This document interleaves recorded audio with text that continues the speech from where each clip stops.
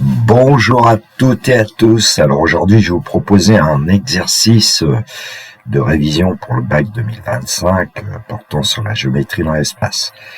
Dans le descriptif de la vidéo, vous trouverez un énoncé corrigé en format PDF, ainsi qu'un lien vers mon blog où vous pouvez trouver divers documents de maths spécialité, de maths experte notamment. Si mon travail vous intéresse, n'hésitez pas à m'envoyer un pouce levé, ça m'encourage, moi le retraité, et éventuellement de m'envoyer un message, j'y répondrai. L'énoncé, l'espace est menu du repère orthonormé direct au repère orthonormé au vecteur i, vecteur j, vecteur k. Alors direct, j'enlève parce que doit être issu d'un copier-coller. On considère les points A de coordonnées 3, 1, 0, B, 1, 2, 0, C, 4, 3, 1, D, 0, 0, 2. On a ainsi un tétraèdre ABCD. Donc on donne une figure en perspective cavalière, réalisée avec GeoGebra d'ailleurs. Question A, calculer le produit scalaire des vecteurs AB et AC. Question 1B, calculer les valeurs exactes des distances AB et AC. Question 1C, quelle est la nature du triangle ABC? Et question 1D, justifier que l'RS du triangle ABC est égal à racine carrée de 7,5. Question 2A, montrer que le vecteur n de coordonnées 1, 2, 5 est un vecteur normal du plan ABC. Question 2B, en déduire qu'une équation cartésienne du plan ABC est x plus 2y moins 5z moins 5 égale 0. Question 3, delta est la droite passant par le point D orthogonale au plan ABC. Petit a détermine une représentation paramétrique de la droite delta. Petit b, on attache le projeté orthogonal du point D sur le plan ABC, démontrer que le point H a pour coordonnées 1 demi, 1, moins 1 demi. Question 4, calculer le volume V du tétraèdre ABCD. Question 5a, montrer que les vecteurs AC et HB sont collinaires. Petit b, en déduire la nature du triangle ABH. Et petit c, calculer le volume W de la pyramide ACBHD. Alors, hormis la question 5, pour les autres questions, c'est quand même très classique. C'est un peu le minimum syndical de ce qu'on doit savoir en géométrie dans l'espace. Bon, l'idéal, évidemment, c'est de, par exemple, télécharger cet exercice que j'avais conçu pour un bac blanc en 2020. Et puis de chercher avec feuille stylo la correction dans quelques instants pour moi. Question A. Calculer le produit scalaire des vecteurs AB et AC. Alors, on connaît les coordonnées des points ABC, alors notamment pour le point A, 3, 1, 0, B, 1, 2, 0. Alors, on pourrait coder ainsi la ligne 1, la ligne 2, et puis on sait que pour obtenir les coordonnées du vecteur AB, c'est xb moins xa, yb moins yk, zb moins za, donc on va obtenir 1 moins 3, c'est-à-dire moins 2, 2 moins 1, c'est-à-dire 1, et puis 0 moins 0, 0. Alors avec les points A et C, on va obtenir 4 moins 3, 1, 3 moins 1, 2, 1 moins 0, 1. Bon, n'hésitez pas, le jour du bac, dans une copie, de donner la formule des coordonnées du vecteur AB, par exemple. Bon, ça fait toujours bien. Alors, pour le produit scalaire des vecteurs AB et AC, on sait qu'on va effectuer le produit des abscisses des deux vecteurs, plus le produit des ordonnées des deux vecteurs, plus le produit des cotes des deux vecteurs. Allons-y, moins 2 multiplié par 1. D'ailleurs, je conseille parfois à mes élèves de mettre des parenthèses systématiquement parce que ça évitait parfois certaines erreurs de calcul, notamment les problèmes de signes. Bon, évidemment, c'est un peu lourd, mais pourquoi pas. Et donc, on va obtenir moins 2 plus 0, c'est-à-dire 0. Bon, on a calculé le produit scalaire des vecteurs AB et AC. En général, on a le réflexe de se dire, dans ce cas-là, les vecteurs AB et AC vont être orthogonaux, donc le triangle ABC va être rectangle en A. Ce sera une question un peu plus tard. Question 1b, calculer les valeurs exactes des distances AB et AC. Alors, on connaît les coordonnées du vecteur AB, moins 2, 1, 0. Donc, on va pouvoir calculer la distance de AB au carré. D'après le cours, c'est l'abscisse au carré, plus l'ordonnée au carré, plus la cote au carré. Donc, AB carré va être égal à 4 plus 1 plus 0. Donc, AB carré est égal à 5. Et donc, AB égale racine carrée de 5. On va procéder de la même façon pour obtenir la distance AC. Le vecteur AC pour coordonnée 1, 2, 1. Donc, AC carré, c'est 1 au carré, plus 2 au carré, plus 1 au carré. Donc, AC carré est égal à 1 plus 4 plus 1. Donc, AC carré égale 6. Et ainsi, la distance AC est égale à racine carrée de 6. Bon, on peut remarquer que les distances AB et AC ne sont pas égales, donc le triangle ABC n'est pas isocèle en A. Question 1c, quelle est la nature du triangle ABC? Alors, on a vu que le produit scalaire des vecteurs AB et AC vaut 0. Donc, les vecteurs AB et AC sont orthogonaux. Donc, le triangle ABC est rectangle en A.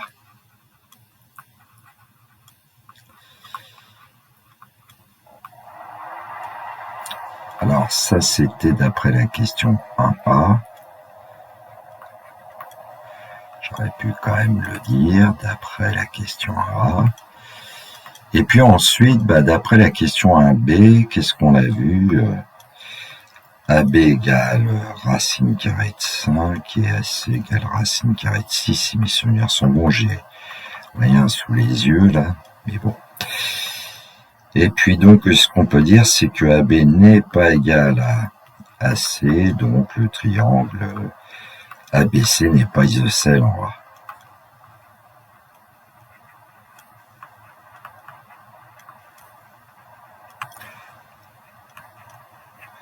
Bon, je pense que le jour du bac, si vous n'aviez, par exemple, que parler du fait que le triangle ABC est rectangulaire, vous n'en aurez pas trop voulu, quoi. Question 1D, justifier que l'aire S du triangle ABC est égale à racine carrée de 7,5. Alors, S, comment on va l'évaluer? Le triangle ABC étant rectangle en A, on va pouvoir dire que l'aire du triangle ABC, c'est un demi de, eh bien, AB multiplié par AC. Donc, S va être égal à un demi multiplié par racine carrée de 5 multiplié par racine carrée de 6. Bon, donc S, on peut dire que c'est, par exemple, alors racine carrée de 5 fois racine carrée de 6, ça donne racine carrée de 30, qu'on divise par 2. Donc S, c'est aussi racine carrée de 30K. Et il s'avère que 30K, c'est racine carrée, enfin, 30K, c'est 7,5, donc S, c'est égal à racine carrée de 7,5. Évidemment, c'est en unité d'air, tout ça. Question 2A, montrer que le vecteur n de coordonnées 1, 2, moins 5 est un vecteur normal au plan ABC. Alors, je vous ai réécrit les coordonnées du vecteur n et du vecteur AB. On va démontrer que le vecteur n est orthogonal au vecteur AB. Ensuite, on démontrera que le vecteur n est orthogonal au vecteur AC. Le vecteur n étant orthogonal à deux vecteurs non collinaires AB et AC du plan ABC, le vecteur n sera bien un vecteur normal au plan ABC. Produit scalaire des vecteurs n et AB, donc produit des abscisses plus produit des ordonnées plus produit des cotes. Ça nous donne donc moins 2 plus 2 plus 0, c'est-à-dire 0. Bon, bah, pour le produit scalaire du vecteur n et du vecteur AC, on va obtenir 1 fois 1 plus 2 fois 2 plus moins 5 fois 1. C'est-à-dire 1 plus 4 moins 5, et on obtient 0. Bon, on peut dire que donc le vecteur n est orthogonal au vecteur AC, comme le vecteur n est orthogonal au vecteur AB. Bon, ben, il suffit d'effectuer la rédaction que je vous ai donnée en fait tout à l'heure. Le vecteur n est orthogonal à deux vecteurs non collinaires AB et AC, donc le vecteur n est un vecteur normal au plan ABC. Question 2b, en déduire qu'une équation cartésienne en fait du plan ABC est x plus 2y moins 5z moins 5 égale 0. Alors il y a différentes méthodes pour démontrer qu'on a une équation cartésienne de ce type. Alors là, je vais m'appuyer sur une propriété de cours qui dit que le plan ABC pour équation cartésienne ax plus by plus cz plus d égale 0, où le vecteur n de coordonnées ABC est un vecteur normal au plan ABC. Alors comme nous on connaît un vecteur normal au plan ABC qui est 1, 2, moins 5, on peut dire qu'une équation cartésienne du plan ABC, bah c'est 1x plus 2y moins 5z plus d égale 0. Donc il s'agit de trouver le nombre d. ABC on connaît. Alors on prend un des points, par exemple A ou B ou C, et puis on dit que A appartient au plan ABC. Donc xa plus 2ya moins 5za plus d égale 0. Et on va remplacer évidemment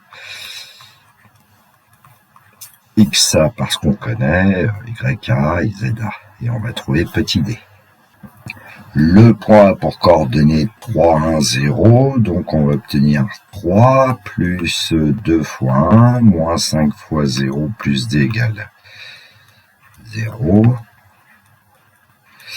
Ce qui va nous donner d égale moins 5.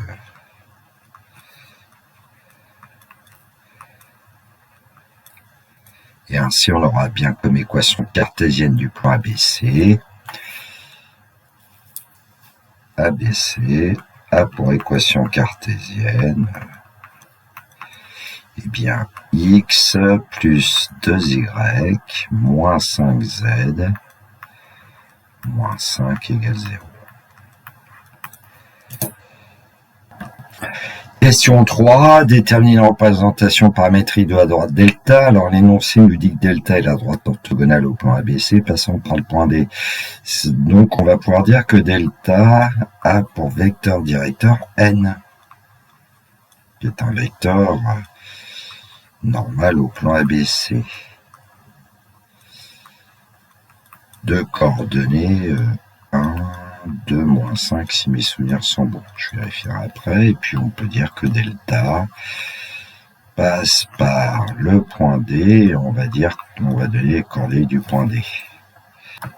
0, 0, 2.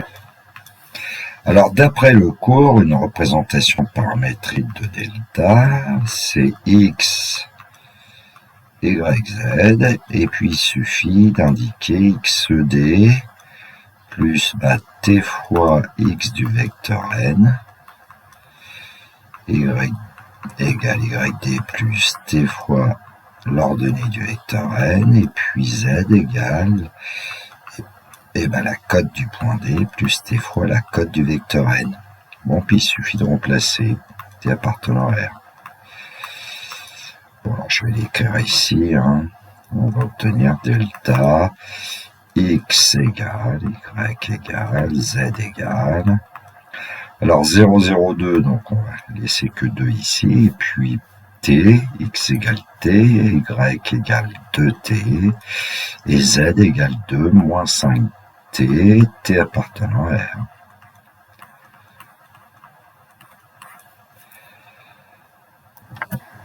Question 3b. On attache le projeteur orthogonal du point D sur le plan ABC. Démontrer que le point H a pour coordonnées 1 demi, 1 moins 1 demi. Alors, pour commencer, on va dire que le point H a pour coordonnées x, y, z. Et puis, comme H appartient à la droite delta, on va pouvoir dire que, il existe un certain réalité tel que x égale t, y égale 2t, z égale 2 moins 5t. Et puis, d'un autre côté, le point H appartient au plan ABC, donc on va pouvoir dire que x plus 2y moins 5z moins 5 égale 0. Bon, on va repartir de x plus 2y moins 5z moins 5 égale 0 et remplacer x en fonction de t.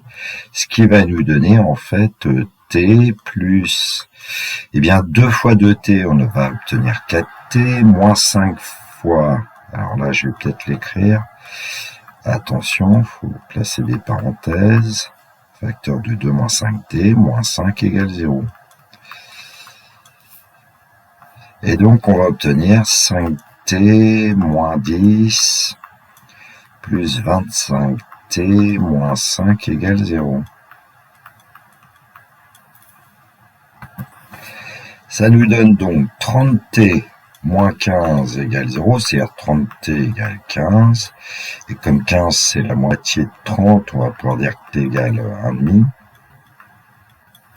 Bon, il suffit ensuite de reprendre x égale t.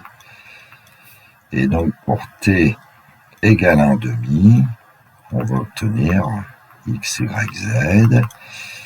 Donc, x égale 1,5. Et comme y c'était 2t, 2 fois 1,5, ça va nous donner 1.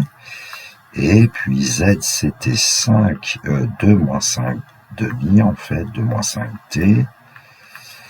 4 demi moins 5 demi, moins 1,5. Et on obtient bien le résultat voulu, c'est-à-dire que le point H a pour coordonnées, 1,5, 1, moins 1,5.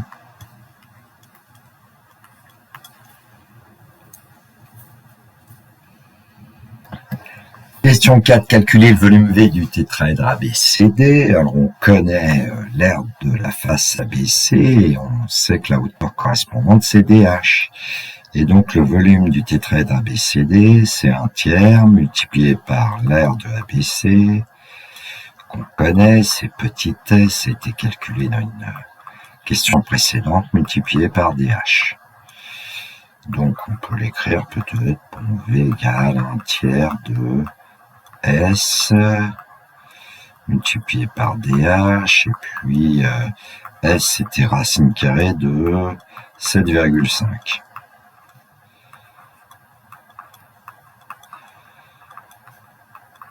Donc il nous manque DH, mais comme on connaît les coordonnées du point D et du point H, on va pouvoir calculer la longueur DH.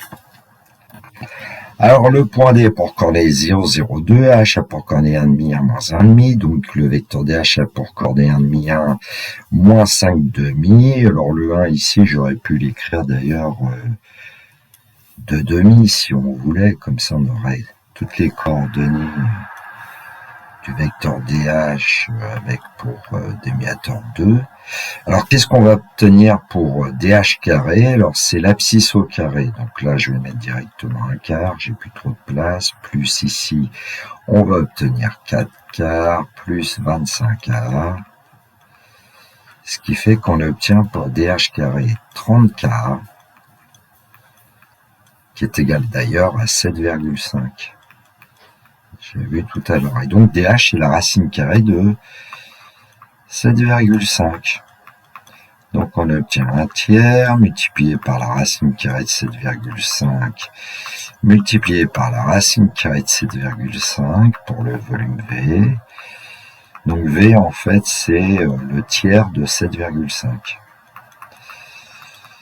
Ce qui nous donne 2,5, et 2,5 c'est aussi 5 demi. Voilà. Donc le volume du tétraèdre ABCD, c'est 5,5 en unité de volume. Question 5. A a montré que les vecteurs AC et HB sont collinaires. Alors, on connaît les coordonnées du vecteur AC, 1, 2, 1, on les a calculés dans la première question. Alors, on connaît les coordonnées des points H et B, donc on va calculer les coordonnées du vecteur HB. 1 moins 1,5, on va obtenir 1,5. 2 moins 1, on va obtenir 1. Et 0 moins 1,5, on va obtenir 1,5. Bon, quand on regarde un petit peu l'abscisse, par exemple, du vecteur AC et l'abscisse du vecteur HB, on voit qu'en multipliant par 2 le vecteur HB, on va obtenir la même abscisse que celle du vecteur AC. Ensuite, on va obtenir 2 comme ordonnée du vecteur 2HB, et puis ensuite, on va obtenir 1. Ce qui fait que 2HB, 2 vecteurs HB, c'est coordonnées, c'est 1, 2, 1. Bon, deux vecteurs qui ont les mêmes coordonnées sont forcément égaux, et donc le vecteur AC, c'est 2 fois le vecteur HB.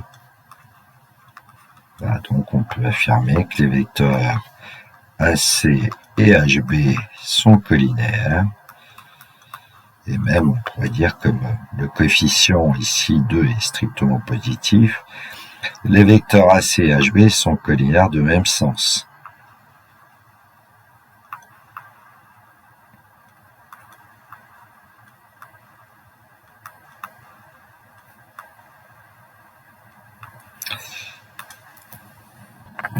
Question 5b, on déduire la nature du triangle ABH. Alors nous, on vient de voir que le vecteur AC, c'est 2 fois le vecteur HB.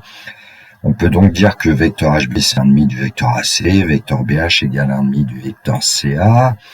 Donc si on s'intéresse au vecteur CA, on en prend la moitié, et cette moitié, on la... je vais peut-être prendre quand même une règle, ce serait plus joli. Voilà, on reporte la moitié ici, et puis on va obtenir évidemment le point H. Bon, ce qui fait que ici, pour avoir la nature du triangle ABH, ça ne devrait pas être trop difficile. Les vecteurs AC et HB sont collinaires, donc les droites AC et HB sont parallèles. Et comme la droite AC est orthogonale à la droite AB, on va en déduire que la droite HB est orthogonale à la droite AB, ce qui fait qu'on aura aussi un angle droit ici en B, on pourra dire que le triangle ABH va être rectangle en B. Bon, allons-y. Bon, comment je vais procéder? Comme je l'ai dit ici, c'est peut-être pas ce que j'ai fait dans mon corrigé. Donc on sait que AC est orthogonal à AB, et on sait que AC est parallèle à HB. Donc on va pouvoir dire que HB est orthogonal à AB. On travaille dans le plan ABC ici. Point H appartient au plan ABC. HB est orthogonal à AB. Et donc le triangle ABH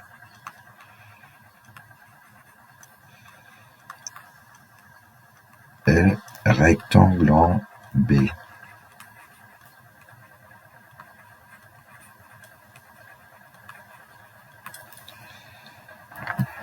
Question 5c, calculer le volume W de la pyramide ACBHD. Alors, on pourrait considérer le quadrilatère ACBH, qui est une base, et puis DH, c'est la hauteur correspondante à cette pyramide. ACBH, en fait, c'est un trapèze.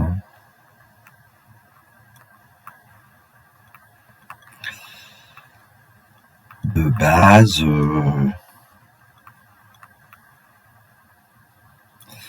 AC et HB, AC c'est la grande base, et puis HB c'est la petite base, puisqu'on sait que la longueur HB c'est la moitié de la longueur AC. Bon, j'ai oublié d'indiquer les angles droits quand même, des triangles. Alors, on sait que le triangle ABC a pour aire S, et puis ici, on a aussi le triangle AHB. Alors, par exemple, on pourrait dire que W, qui est le volume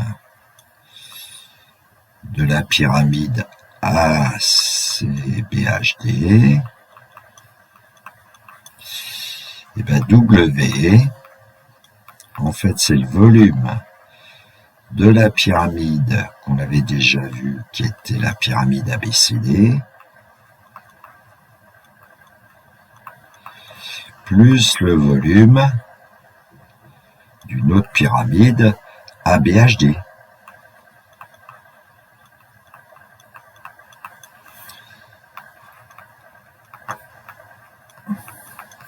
Bon, on connaissait le volume de ABCD, c'était petit v. Alors, comment on va trouver le volume de ABHD?